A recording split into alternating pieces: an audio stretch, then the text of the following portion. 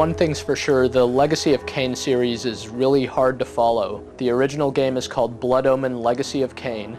The sequel to that game was called Soul Reaver. Last year there was Soul Reaver 2, and now the fourth game in the series is called Blood Omen 2, and reverts back to the original game's storyline.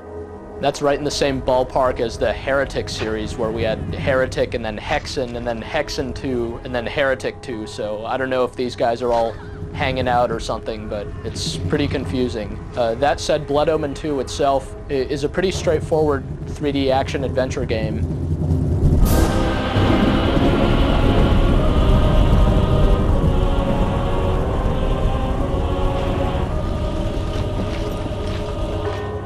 The game itself is about Kain, who's once a nobleman turned into a rather sinister vampire when he gets tricked, essentially, and now he's this sort of vengeful but very ambitious vampire who wants to rule the world. The game starts out where he awakens from centuries-old defeat and finds himself in a world that's very similar to what you'd find in the Thief games, actually. It's kind of filled with magic and yet filled with some primitive technology as well. And in this world, vampires are nearly extinct, so Kain joins with a small resistance force to try to bring vampires up to their rightful rulership.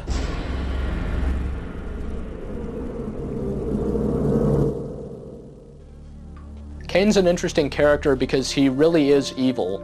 He's not just kind of cool evil, he's really kind of a heartless, sadistic murderer. You could go around killing pretty much anybody you find in the game indiscriminately. In fact, by killing any of the characters you find, you could suck their blood and restore your health and gain experience points. So if anything, the game encourages you just to go around slaughtering innocent people. Kain seems to really enjoy it. Sometimes he'll laugh as he's murdering someone. He'll beat them in the face with the pommel of his sword. He'll stab them through the stomach. He'll break their necks. All kinds of lovely things, and he seems to relish it, and it comes across in his character, who's arrogant and cold, and voiced by a guy who does a really excellent job of bringing the character to life. Will you sour this reunion with old grudges? Granted, we parted on poor terms. You tried to murder me? I seem to have failed.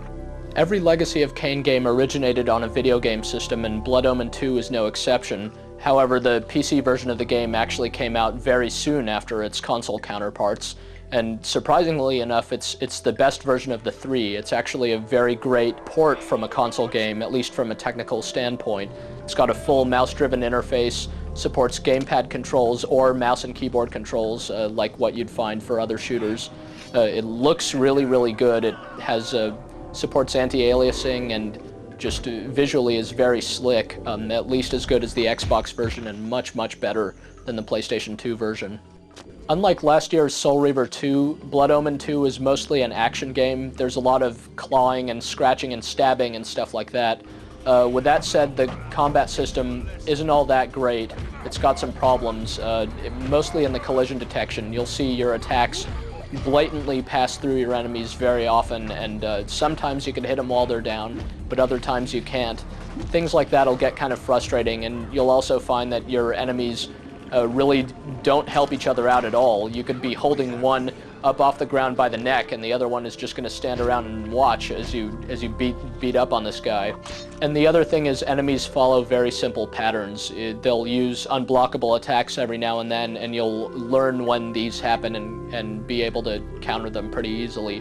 Whenever Kain kills a foe, as mentioned, he'll have to suck his blood, or her blood, and that gives him experience and his health. And it's sort of an interesting effect as he telekinetically, projects the blood out of his victim. But you'll get really, really used to seeing this effect by the end of the game because you pretty much have to do it every single time.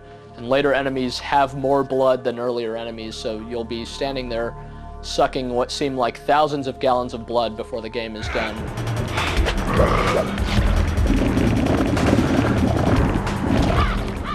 Besides the action, there's some puzzle solving in the game, but similar to the action, the puzzle solving is really quite basic and not that interesting. It's basically a lot of cranking wheels and throwing levers and opening locked doors and stuff like that. Kain does get a number of special abilities over the course of the game. To begin with, he could blend in with the mist to assassinate his victims. Like he reads too much. Oh, a swell, was he? That's right. And he What do we have here? He could also do these kind of long sailing jumps that can get him across rooftops and stuff like that. He gains a few combat techniques and even the ability to charm other characters and take them over. An interesting technique, it sounds like, but you'll only really use it to take over villagers and open locked doors again.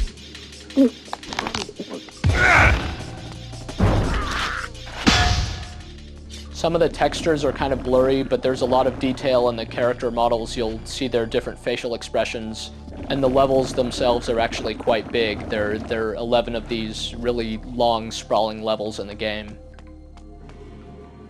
It's surprising, I suppose, that every single Legacy of Kain game has appeared on the PC at one time or another. This one is probably the best from a technical standpoint. It looks really good. So while the gameplay isn't the best thing about it, Blood Omen 2 does have a really good story and some really good characters in it, and it's pretty much the only vampire game you're going to get for a little while. So if you're looking for some gory action, it's a good place to look. I always knew you for a sneaking, cowardly opportunist. How unfortunate that my poor aim caused you so much suffering. This time, you will die completely, I promise you.